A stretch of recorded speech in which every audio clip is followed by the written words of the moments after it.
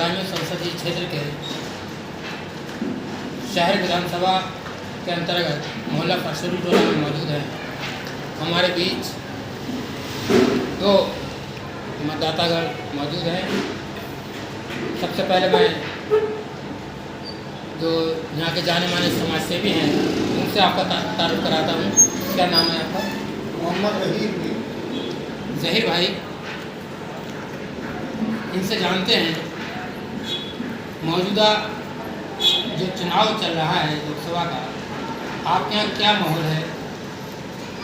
किसके ज़्यादा चर्चे और शोर शराबा है आपके बदायूं संसदीय क्षेत्र में? भाजपा सरकार का है साहब, सबसे ज़्यादा बदलाव चाहती है आवाम बदायूं। अभी तक यहाँ चूँकि पिछला जो लोकसभा चुनाव था वो बीजेपी ने जीता। डॉक्टर सुमित्रा मौर्य यहाँ से मौजूदा सांसद हैं, उनके विकास से कहाँ तक संतुष्ट हैं?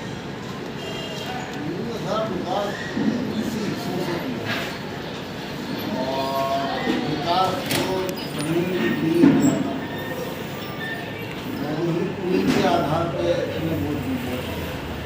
बदायूं की जनता क्या किसी विशेष पार्टी को वोट देने जा रही है या विकास को वोट देने जा रही है?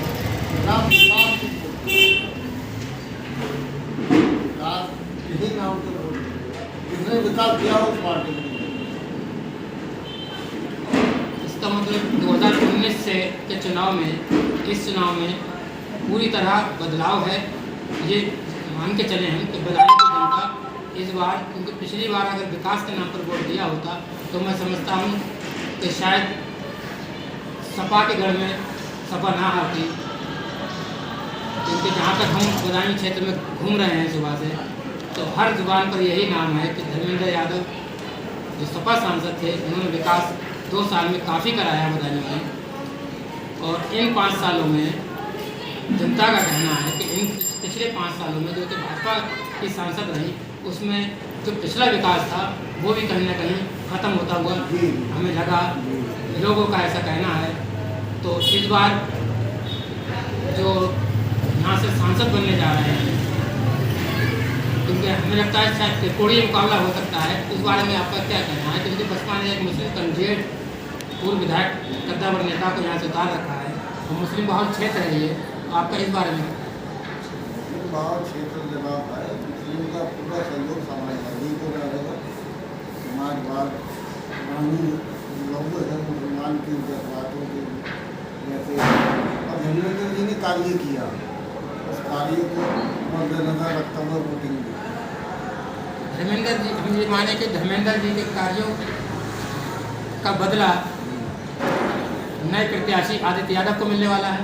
जी जी, धर्मेंद्र जी के फेस को देखते हुए इन भाई साहब का कहना है कि धर्मेंद्र के कामों का बदला जनता इस बार आदित्य यादव को वोट देकर उतारेगी, क्योंकि इस बार समाजवादी पार्टी ने शिवपाल सिंह यादव के सुपुत्र आदित्य यादव को बदायूं जनता से उतारा है। हमारे साथ दूसरे भाई हैं, मैं इनसे आपका परिचय कराता हूँ। क्या नाम है भाई? अनफ रिजवान। कहाँ रहते हैं? जी मैं यही बदायूं में रहने वाला हूँ। आपका इस सियासी माहौल पर, क्योंकि उससे 5 दिन बचे हैं चुनाव प्रचार के, चुनाव अपने अंतिम चरण में है, ये आज का दिन भी जा रहा है, तो 4 ही दिन में मानता हूँ बचे हैं। तो अब तक तो जनता जहाँ या चुनाव माहौल जो है पूरी तरह पक चुका है और बिल्कुल किसी तैयार है, बस वोट डालना बाकी है। ऐसे में आप वोट क्या सोच कर करने जा रहे हैं? देखिए, बदायूं का जो चुनाव है वो इस वक्त अभी बिल्कुल 50-50 है। आप ये नहीं कह सकते कि बीजेपी जो है वो डाउन फॉल पे जा रही है या समाजवादी जो है वो डाउन फॉल पे जा रही है। पूरी तरीके से अगर देखा जाए तो 45 या 55 का भी आप रेशो दे सकते हैं, क्योंकि आबेददा के समाजवादी में आने से काफ़ी फ़र्क पड़ा है। लेकिन आप ये कहेंगे पूरी तरीके से जो है समाजवादी का जो है इस वक्त हो जाएगा, तो ये भी नहीं कह सकते। क्षेत्रों में और जगह बीजेपी का काफ़ी अच्छा हो रहा है।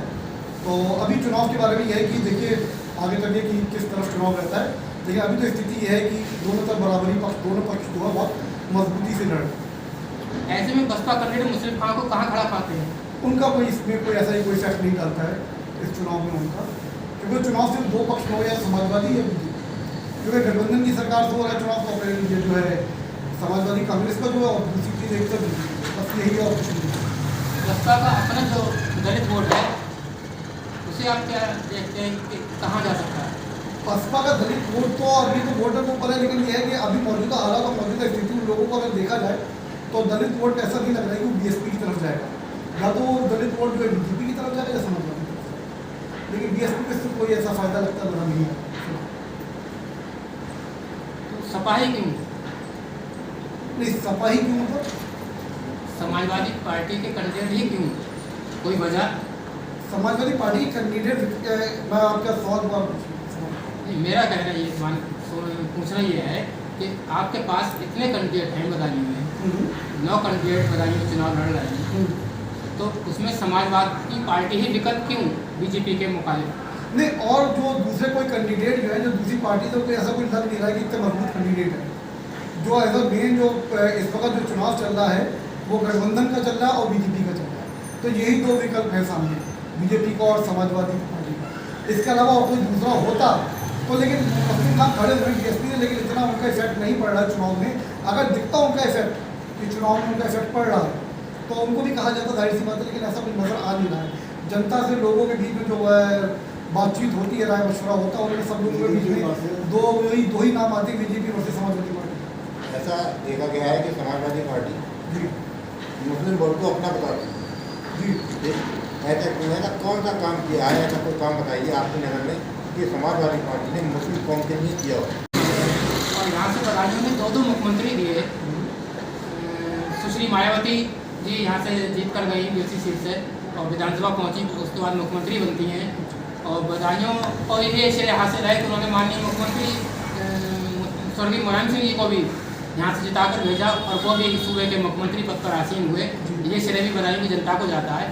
उसके बाद भी बदायूं विकास के नाम पर महरूम रहा है।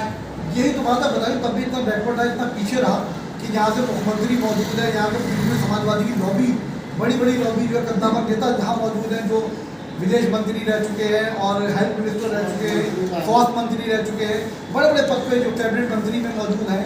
लेकिन उसके बाद भी बदायूं वही बेरोजगार, वही अशिक्षित, एजुकेशन की कमी, बेरोजगारी की कमी, हेल्थ की कमी, और इसके अलावा यहाँ मामले में जीरो बदायूं, बिल्कुल जीरो।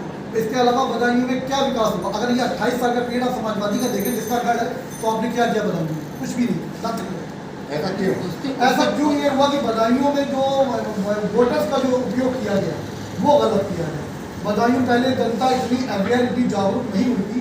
आज हम जैसे शिक्षित बच्चे जो हैं, जो लड़के हैं, युवा हैं, वो जागरूक है। हम ये पूछेंगे पहले, अगर आप हमसे वोट मांग रहे हो तो आप हमें दे क्या रहे? अगर आप हमें कुछ दे रहे हो, आपने अब तक हमें दिया क्या है? हम अगर सबसे पहले अगर किसी पे अगर क्रिटिसाइज करें तो सबसे पहले हमें खुद को देखना चाहिए कि हमने बदायूं को क्या दिया। हम खाली जिंदगी भर बदायूं में किस पे लड़ते रहे? बिजली पानी पे, मकान पे। हमें यही योजनाएं हमारे पास नहीं। हम जाके देखें बदायूं से जो लगभग जिले हैं, बरेली है, गाजियाबाद है, मेरठ है, जो अलीगढ़ है, आगरा, इन जाके जिलों को जाके देखें कहाँ तरक्की पा रहे हैं। हम लोग अपने शहर में रोजगार नहीं ढूंढ पा रहे हैं। अपने शहर में 15-15 हज़ार, 10-20 हज़ार के रोजगार के लिए दिल्ली, बम्बई हमारे यहाँ के बच्चे भाग रहे हैं। क्यों भाग रहे हैं? हमारे यहाँ लोगों ने इस्तेमाल किया, मुस्लिम वोट का इस्तेमाल किया गया, यादव वोट का इस्तेमाल किया और वोटों का इस्तेमाल किया, लेकिन उसको बदले में क्या दिया गया? कुछ नहीं दिया, सिर्फ आश्वासन दिया गया और बेकार की फजूल की राजनीति दी गई और कुछ नहीं दिया गया। मुसलमानों का जितना और जितने वोटर्स का दुरुपयोग यहाँ पे किया गया और कहीं नहीं किया। बदायूं आज कितना पिछड़ा हुआ, आज कौन जानता है बदायूं को? भाई जो जिस सूबे से मुख्यमंत्री रह चुके हों, जिस सूबों से पूरी लॉबियाँ रह चुकी हैं, आज उसको कौन पहचानता है? अगर जो काम का श्रेय जाता है 28 साल के हिसाब से अगर देखा जाए बदायूं का श्रेय, तो किसी समाजवादी ने कुछ नहीं किया। हाँ, अगर थोड़ा बहुत काम किया बदायूं में तो धर्मेंद्र यादव ने किया या माननीय आबेदर जी ने काम किया। उन लोगों ने अपने कार्यकाल में काम किया। ये बात कहनी सलीम शेरवानी साहब ने कभी कोई काम नहीं किया बदायूं के लिए। यही तो उन्होंने दुरुपयोग किया। उन्होंने यहाँ के मुसलमानों का फ़ायदा उठाया, भोली जनता का फ़ायदा उठाया। उन्होंने मुस्लिम, यादव और अपने मिलने वालों का वोट लेते रहे और लेने के बाद उन्होंने यहाँ पे सिर्फ और सिर्फ राजनीति करी। बदायूं को उन्होंने क्या दिया? उन्होंने अभी एक कार्यक्रम में कहा था, मैं जैसे कहूँगा उसे वोट दें आप।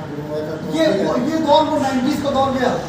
वो दौर वो 90s का लोग कहते हैं कि आप जिसे वोट दें उसे। अब हम लोग हम ये पहले तो हम ये पूछिए, हम जागरूक हैं आपने बदायूं को शिक्षा के क्षेत्र में क्या दिया, आपने एजुकेशन आपने हेल्थ के क्षेत्र में क्या दिया, आपने सुरक्षा के क्षेत्र में क्या दिया, मुसलमानों के रोजगार के क्षेत्र में क्या दिया। कितने आपकी तो नजरिया फैक्ट्री है, कितने मुसलमान नौकर होगा उसमें, कितने यादव नौकर होगा उसमें, कितने और समाज के लोग नौकर होगा उसमें, कहाँ है मुसलमान या फिर और दलित और जो समाज के लोग हैं हमारे और भाई हैं, कहाँ विकास है बदायूं का। हम अगर किसी और पार्टी को इल्ज़ाम लगाएं तो सबसे पहले हमें अपना गिरबान देखना चाहिए, कल को हमसे भट्टा ना होता है।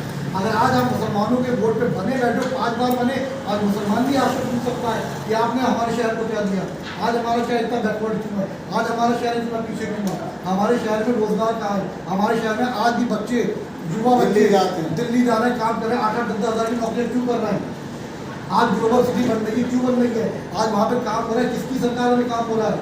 फिर आप यहाँ पे अगर और यहाँ पे कभी भी बदायूं में कोई भी जातिवाद इस चीज़ का इलेक्शन नहीं रहा है कि बात क्योंकि फ़ायदा और नुकसान सबको होता है, हिंदू और मुसलमान। अगर अनाज मिला है तो उसमें मुसलमानों को भी मिला है, हिंदुओं को भी मिला है।